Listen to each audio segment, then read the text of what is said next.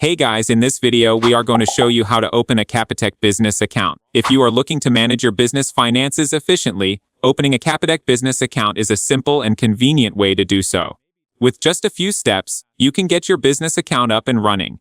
If you want to open a Capitec Business Account, you can follow these methods. First, open the browser on your PC. Now, use the search bar to search for Capitec Business Account. Then, visit the first website as shown here. On the top right corner, click on Open an Account. Here, you can choose your business type. It will give you three options such as private company or close corporation, sole proprietorship, and other.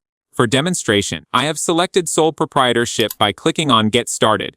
You need to tell about yourself by specifying your identification type. After that, hit the Continue button. Before you start, make sure to have identity documents and business documents ready. Then, click on Continue and sign up for your business account. Next, choose your identification type, enter your name and passport number. Now enter your date of birth, country name, cell phone number, and confirm your email address. Lastly, you will click the Create Profile button to open a Capitec Business Account. Thank you guys so much for watching. I hope you got some value. See you in the next one.